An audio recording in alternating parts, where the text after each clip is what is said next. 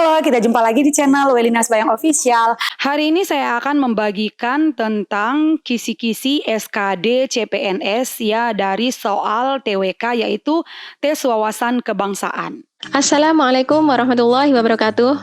Bertemu lagi dengan saya Husnul Khotimah dari Jawa Timur. Kali ini kita akan membahas tentang soal-soal TWK atau tes wawasan kebangsaan. Soal nomor 1. Yang menjadi warga negara ialah orang-orang bangsa Indonesia asli dan orang-orang bangsa lain yang disahkan dengan undang-undang sebagai warga negara.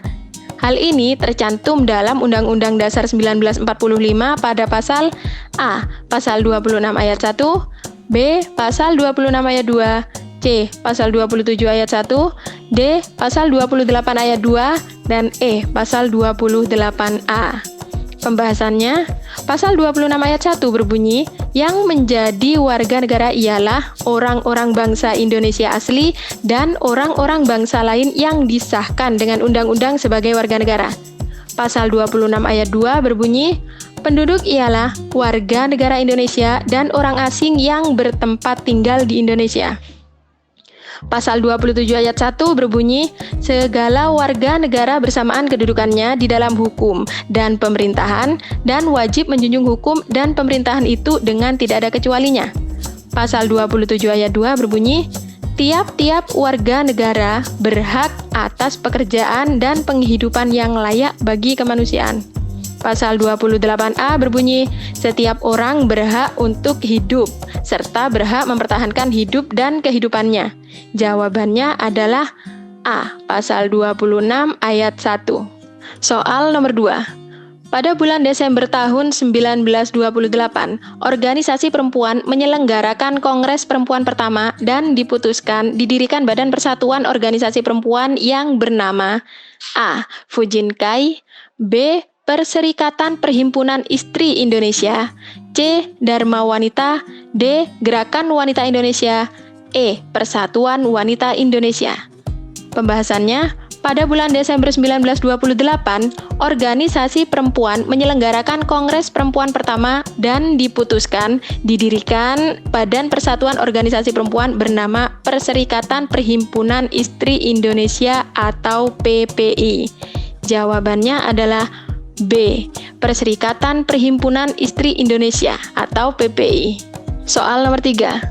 Indonesia resmi menjadi anggota PBB ke-60 pada tanggal 28 September 1950 dengan suara bulat dari para negara anggota. Hal tersebut terjadi kurang dari setahun setelah pengakuan kedaulatan oleh Belanda melalui A. Perjanjian Renville, B. Perjanjian Linggarjati, C. Perjanjian Romroyen, D. Konferensi Asia Afrika, dan E. Konferensi Meja Bundar.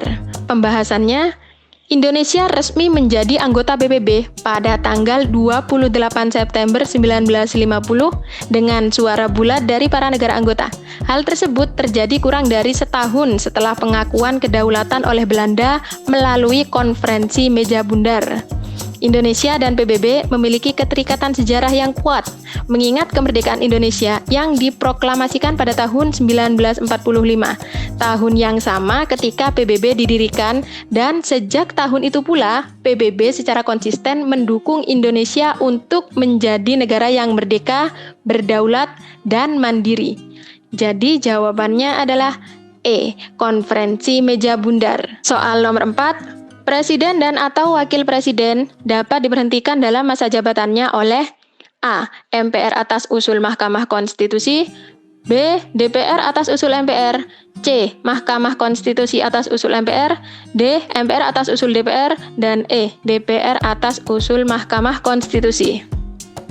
Pembahasannya, sesuai dengan Undang-Undang Dasar 1945 Pasal 7A berbunyi, Presiden dan atau Wakil Presiden dapat diberhentikan dalam masa jabatannya oleh Majelis Permusyawaratan Rakyat atau MPR atas usulan Dewan Perwakilan Rakyat atau DPR, baik apabila terbukti telah melakukan pelanggaran hukum berupa pengkhianatan terhadap negara, korupsi, penyuapan, tindak pidana berat lainnya, atau perbuatan tercela, maupun apabila terbukti tidak lagi memenuhi syarat sebagai presiden dan atau wakil presiden.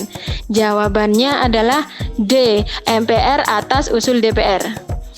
Soal nomor 5. Peningkatan kesejahteraan masyarakat merupakan tanggung jawab bersama antara pemerintah dan masyarakat. Baik pria maupun wanita hendaknya selalu meningkatkan rasa tanggung jawab mereka terhadap kesejahteraan bersama. Kader-kader wanita diharapkan juga peduli terhadap kesejahteraan masyarakat pada umumnya. Banyak kaum wanita yang terpaksa bekerja karena suami mereka terkena PHK. Untuk itu, pemerintah perlu memerhatikan nasib kaum wanita yang suami mereka terkena PHK. Ide pokok paragraf tersebut adalah A. Peningkatan kesejahteraan masyarakat perlu dilakukan secara bersama antara pria dan wanita. B.